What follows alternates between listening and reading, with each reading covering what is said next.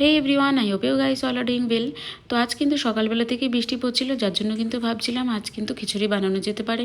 তো এখানে ফার্স্টেই আমি একটা বাটিতে গোবিন্দভোগ চাল, একটা বাটিতে মুগের ডাল আর একটা বাটিতে নিয়ে নিয়েছিলাম টমেটো কুচি। তো ফার্স্টে এখানে আমি ডালটাকে একটু হালকা করে ফ্রাই করে নেব, বেশি লাল করবে না, তাহলে কিন্তু ভালো লাগে না। আর এখানে নিয়ে নিয়েছিলাম অল্প একটু জিরে, সেটাও কিন্তু হালকা করে ফ্রাই করে নিয়েছিলাম। তো এরপরে কিছু কুচি রাখা আদা, সেগুলোকে অল্প করে থেতো করে নিয়েছিলাম। মিক্সি করার কোনো দরকার নেই, তোমাদের কাছে যদি এরকম কিছু থাকে তো তোমরা অল্প করে থেতো করে নিতে পারো। তো এখানে যে ঘিটা আমরা ইউজ করছি, ঘিটা কিন্তু খুব ভালো, তোমরাও চাইলে ট্রাই করতে পারো। আর আমার ঘিটা কিন্তু অলমোস্ট প্রায় শেষের দিকে। তো যাই হোক, এখানে ফোড়নে কিন্তু দিয়েছিলাম শুকনো লঙ্কা, শুকনো লঙ্কা, দুটো তেজপাতা আর কিছু জিরে। আর যেই আদাগুলোকে আমি থেতে রেখেছিলাম সেই আদাগুলোই কিন্তু দেবো। তো যাই হোক, এখানে এগুলো দেওয়ার পর হালকা করে ফ্রাই করে নিয়েছি। ফ্রাই করে নেওয়ার পরে কিন্তু আমি এখানে দিয়েছিলাম কুচিয়ে রাখা আদাগুলো।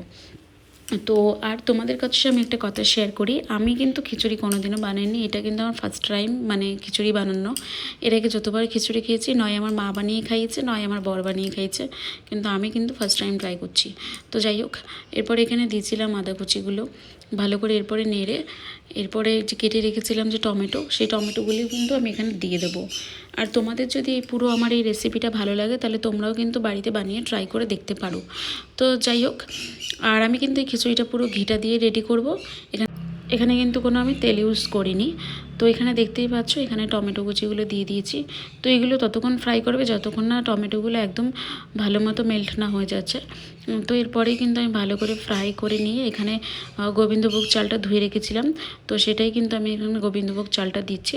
আর এখানে মুগের ডালটা, এই ক্লিপটা কিন্তু আমার বর আমাকে নিয়ে দিয়েছিল, যেহেতু একার হাতে করা সম্ভব না, তাই কিন্তু ও আমাকে করে দিয়েছিল।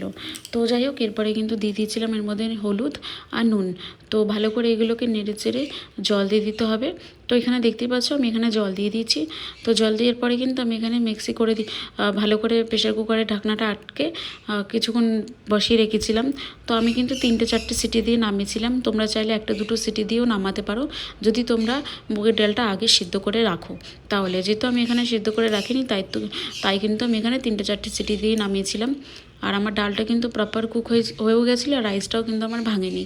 তো শেষ পাতে এখানে কিন্তু আমি যে জিরেগুলো হালকা করে ভেজে রেখেছিলাম, সেগুলোই কিন্তু ভালো করে মিক্সি করে ছিটিয়ে দিয়েছিলাম, যাতে ভালো ফ্লেভার আসে।